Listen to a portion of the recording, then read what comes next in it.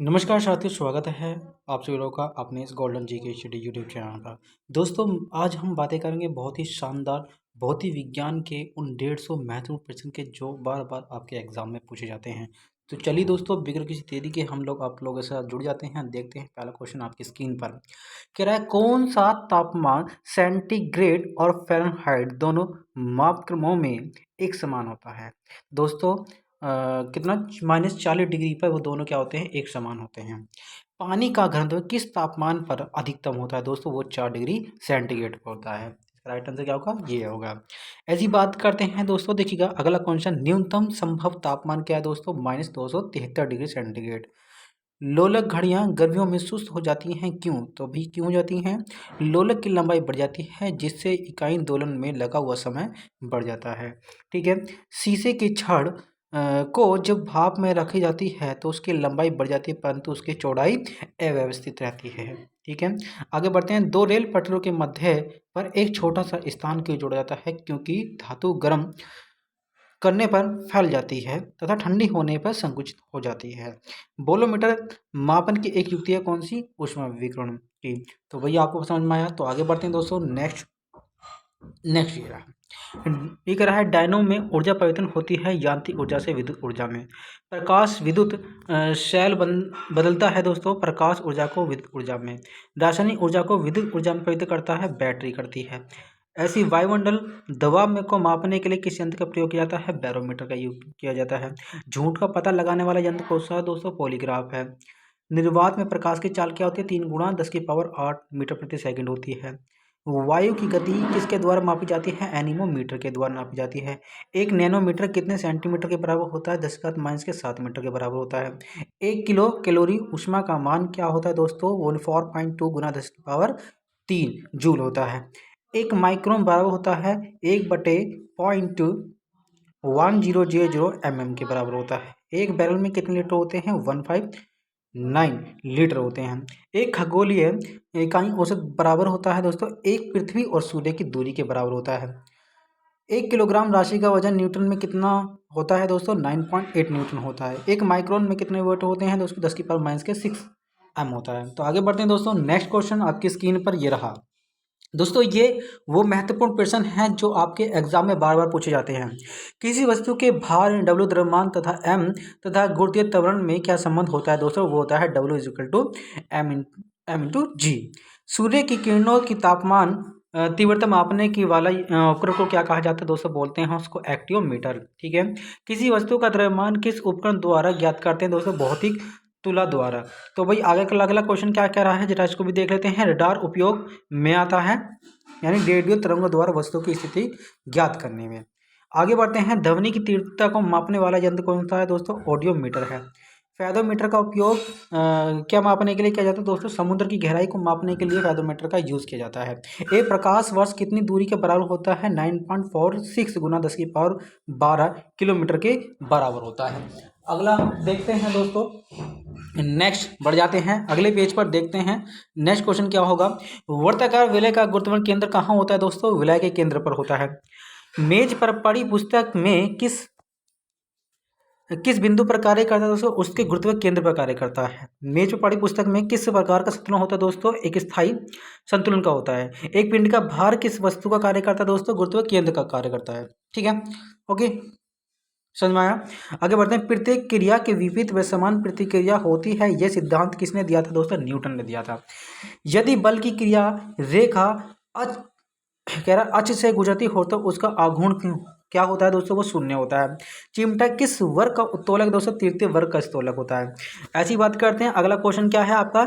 किसी वस्तु की गति ऊर्जा किन राशियों पर निर्भर करती है? पिंड के द्रव्यमान तथा वेग पर निर्भर करती है। नेक्स्ट कह रहा है, किस वस्तु का भार किस उपकरण द्वारा ज्ञात करते हैं दोस्तों? वो है कमानी द्वारा, तुला द्वारा। तो अगला क्वेश्चन आपकी स्क्रीन पर बढ़ते हैं दोस्तों, देखिएगा। ये बहुत ही ज़्यादा महत्वपूर्ण क्वेश्चन है जो आपके मैं करा रहा हूं दोस्तों, और ऐसे ही क्वेश्चन आप लोगों के एग्जाम में बार बार पूछे जाते हैं। मैं चाहता हूँ कि आप लोग इनके एक बार सही से पढ़ लें। ठीक है,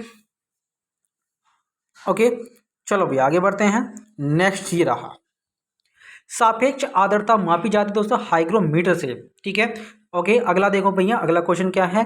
ये कह रहा है मैनोमीटर के द्वारा किसको मापा जाता है दोस्तों? गैस का दाब मापा जाता है। ऊंचाई नापने के लिए किस यंत्र का प्रयोग किया जाता है, या किसका प्रयोग किया जाता है दोस्तों? अल्टीमीटर का प्रयोग किया जाता है। नेक्स्ट, भूकंप की तीव्रता किसके द्वारा मापी जाती है दोस्तों? सिस्मोग्राफ के द्वारा नापी जाती है।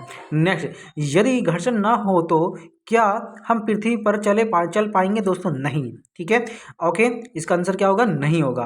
वेग में परिवर्तन की दर को क्या कहते हैं दोस्तों? त्वरण कहा जाता है। किसी वस्तु का द्रव्यमान अधिक हो तो उसका जड़त्व कितना होगा दोस्तों? अधिक होगा। अगला क्वेश्चन ये कह रहा है जल का घनत्व कितने डिग्री सेंटीग्रेड पर अधिक होता है दोस्तों? 4 डिग्री सेंटीग्रेड पर होता है। दूध के घनत्व को किसके द्वारा मापा जाता है? लैक्टोमीटर के द्वारा नापा जाता है। जी का मान भूमध्य रेखा पर ध्रुवों की तुलना में कितना होता है दोस्तों? कम होता है। ठीक है, ओके, इसलिए देखो भाई, जब हम जाते हैं ध्रुवों की तरफ दोस्तों, ध्रुवों पर क्या होता है? जी का मान बढ़ जाता है। अगर हम चलते हैं भूमध्य रेखा पर तो भूमध्य रेखा पर तो जी का मान क्या हो जाता है? कम रहता है। क्या होता है? कम होता है। ओके, अगला क्वेश्चन, पृथ्वी के केंद्र में जी का मान होता है दोस्तों, वो होता है शून्य होता है। घुमावदार तार में कौन सी ऊर्जा होती है? स्थितिज ऊर्जा होती है। नेक्स्ट, अगला क्वेश्चन की तरफ बढ़ेंगे दोस्तों। ये रहा नेक्स्ट क्वेश्चन आपकी स्क्रीन पर। मुक्त रूप से लटकी हुई चुंबक सुई का अक्ष भौगोलिक अक्ष के साथ कोण बनाता है दोस्तों? 18 अंश का बनाता है। ये कह रहा है विषुवत रेखा पर नीति कोण का मान होता है दोस्तों? 0 अंश होता है। एक भारी नाभिक के दो हल्के नाभिक में टूटने की प्रक्रिया को कहते हैं नाभिकीय विखंडन कहते हैं। सबसे पहला नाभिकीय रिएक्टर किसने बनाया था दोस्तों? फर्मी ने बनाया था। परमाणु बम का सिद्धांत किस पर आधारित होता है? नाभिकीय विखंडन पर आधारित होता है। नेक्स्ट, नाभिक रिएक्टर में भारी जल का प्रयोग किस लिए किया जाता है दोस्तों? मंदक के रूप में किया जाता है दोस्तों। भारी जल का भी प्रयोग किया जाता है। ग्रेफाइट का भी यूज किया जाता है दोस्तों। बारीक मंदक के रूप में ही किया जाता है। ठीक है, मंदक के रूप में किया जाता है। अल्फ्रेड नोबल ने किस का आविष्कार किया दोस्तों? वो डायनामाइट का क्या है दोस्तों? इन्हीं की ही उपलक्ष्य के अंदर दोस्तों क्या होता है? हम नोबल पुरस्कार देते हैं, और जिसकी शुरुआत 1901 में हुई थी। वर्षा की अम्लता किसके द्वारा मापी जाती है? जो pH मीटर के द्वारा नापी जाती है। पायरोमीटर के नापने के लिए प्रयोग में लाया जाता है उच्च तापमान लाया जाता है। महासागर में डूबी हुई वस्तु की स्थिति को जानने के लिए किस यंत्र का प्रयोग किया जाता है दोस्तों? सोनार का प्रयोग किया जाता है। डीजल इंजन का आविष्कार किसने किया दोस्तों? रुडोल्फ जी ने किया था। ठीक है, सापेक्ष आर्द्रता मापी जाती है हाइग्रोमीटर से नापी जाती है। कह रहा है मोनोमीटर के द्वारा किस की माप की जाती है दोस्तों? गैसों का दाब की माप की जाती है दोस्तों। आगे बढ़ते हैं दोस्तों, नेक्स्ट देखिएगा, यहाँ पर क्वेश्चन है ये, पवन चक्की में कौन सी ऊर्जा उपयोग में लाई जाती है? जल ऊर्जा लाई जाती है। काला हीरा क्या कहलाता है? कोयला कहलाता है। हीटर का तार किस प्रकार के पदार्थ का बनना चाहिए दोस्तों? जिसका विशिष्ट प्रतिरोध तथा गलनांक अधिक हो। ठीक है, तो यहाँ पर क्या होगा? ये आंसर हो जाएगा। स्थायी चुंबकन किस स्थिति में किया जा सकता है दोस्तों? वो है इस्पात, यानी स्थायी चुंबक की स्थिति में किया जा सकता है दोस्तों? इस्पात। बिजली के बल्ब का आविष्कार किसने किया था? Thomas Alva Edison. बहुत ज़्यादा फेमस है दोस्तों ये। स्थायी चुंबक बनाए जाते हैं दोस्तों, नरम लोहे के बनाए जाते हैं। ऐसे अगला क्वेश्चन है आपका, किसी चुंबक की आकर्षण शक्ति सबसे अधिक कहाँ पर होती है? दोनों किनारों पर होती है। चुंबक क्षेत्र का मात्रक होता है दोस्तों, क्या होता है? गॉस होता है। चुंबकीय फलकस का मात्रक होता है वेबर होता है। स्थायी चुंबक किस पदार्थ का बना होता है? फेरोमैग्नेटिक का बना होता है। मुक्त रूप से निलंबित चुंबकीय सुई की दिशा में लटकती है उत्तर दक्षिण दिशा में। जब किसी चुंबक को हम मुक्त रूप से देखिए लटका दिया जाता है दोस्तों, वो उत्तर दक्षिण की दिशा की तरफ रुकती है। ठीक है, ओके। कपास की सुई किस ओर इंगित करती है दोस्तों? कपास की सुई किस ओर इंगित करती है? चुंबकीय तथा चुंबकीय दक्षिण। ठीक है, अगला क्वेश्चन आपकी स्क्रीन पर बढ़ते हुए, ठीक है, ये रहा। वो कह रहा है वायरलेस का आविष्कार किसने किया दोस्तों? मार्कोनी ने किया था। किसने? मार्कोनी ने। फाउंटेन पेन का आविष्कार किसने किया था? वाटरमैन ने किया था। टाइपराइटर का आविष्कार किसने किया था? सोल्स ने किया जाता है। बैरोमीटर का आविष्कार किसने किया था? एवांगेलिस्ता टोरिसेली ने किया था। इलेक्ट्रॉनिक कंप्यूटर का आविष्कार किसने किया था? एरकट एव मार्शली ने किया था। ठीक है, ओके। मोबाइल फोन का आविष्कार किसने किया था? मार्टिन कपूर ने किया था। सोलर कुकर की ऊर्जा का स्रोत क्या है? सौर ऊर्जा है। तो अगले क्वेश्चन की तरफ बढ़ेंगे दोस्तों, बिगड़ की देरी के देखिएगा। अगला क्वेश्चन क्या है आपका? ये रहा। वो कह रहा है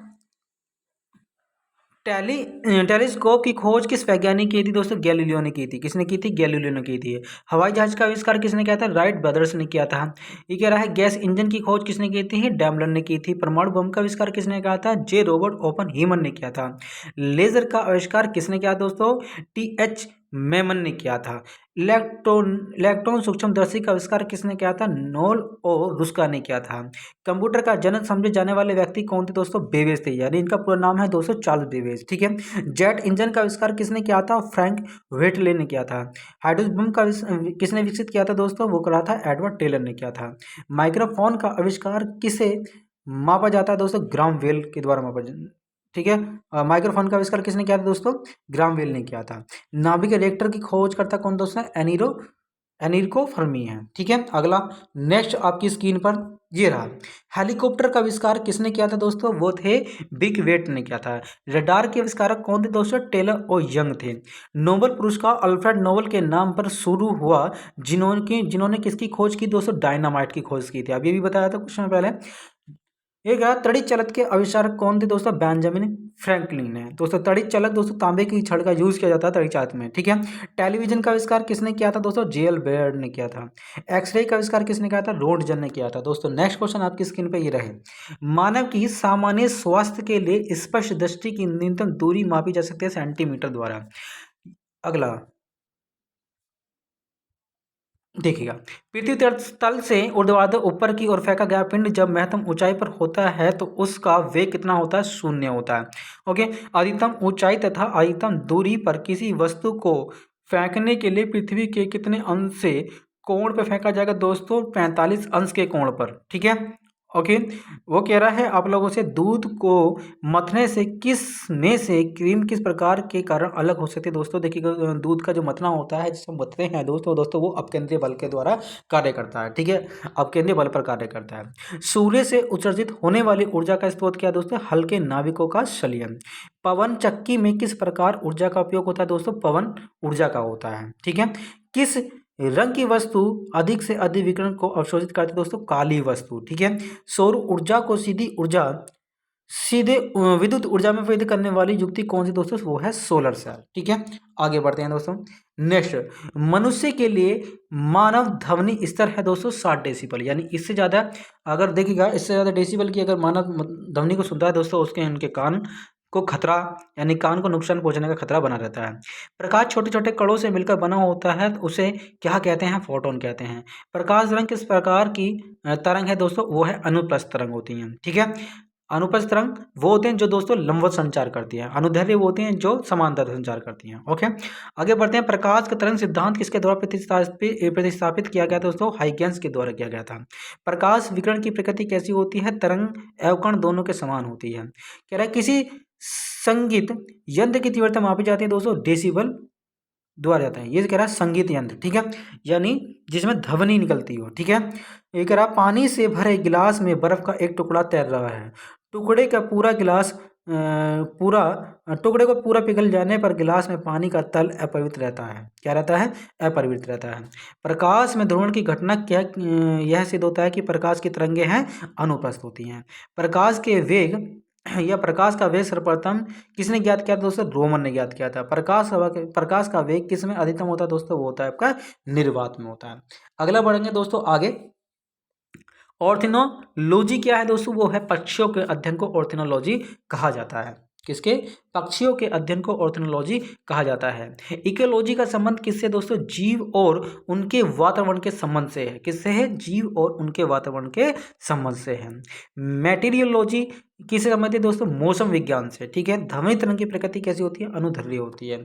अगला आगे बढ़ते हैं दोस्तों। देखिएगा, ये रहा। शीतकाल में कपड़े हमें गर्म क्यों रखते हैं दोस्तों? वो शरीर की ऊष्मा को बाहर जाने से क्या कर लेते हैं? रोक लेते हैं। ठीक है।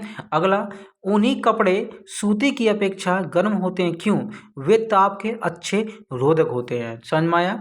अगला, बर्फ के दो टुकड़े को आपस में दबाने पर टुकड़े आपस में चिपक जाते हैं क्योंकि दाब अधिक होने से बर्फ का गलना क्या हो जाता है दोस्तों? घट जाता है। इस कारण वो चिपक जाते हैं। घर में पंखा चलाने से आराम महसूस होता है क्यों? हमारा पसीना तेजी से वाष्पीकृत होता है इस कारण। ठीक है। अगला, पनडुब्बी के अंदर से समुद्र की सतह देखने के लिए किस यंत्र का प्रयोग किया जाता है दोस्तों? उसमें किया जाता है पेरिस्कोप का। ठीक है। आपने देखा होगा अधिकांश फिल्मों में दिखाते हैं। एंटोमोलॉजी का संबंध किससे दोस्तों? कीड़ों से है। टेलीस्कोप क्यों प्रयोग में किया जाता है दोस्तों? दूर की वस्तु को देखने के लिए प्रयोग में किया जाता है। ठीक है, आई होप आपको मैं जितना पढ़ा रहा हूँ उतना समझा रहा हूँ दोस्तों समझ में आ गया होगा। बाकी दोस्तों देखिएगा, मैंने जितना आप लोगों को समझाया है आज, उम्मीद करता हूँ कि सभी लोगों को बहुत अच्छे से समझ में आया होगा। ये 150 क्वेश्चन दोस्तों वो थे जो बार बार एग्जाम में आप लोगों से पूछ जाते हैं। दोस्तों आगे मिलेंगे दोस्तों एक नेक्स्ट नई अच्छी सी वीडियो के साथ। आपको जब तक के लिए थैंक यू, जय भारत, जय हिंद।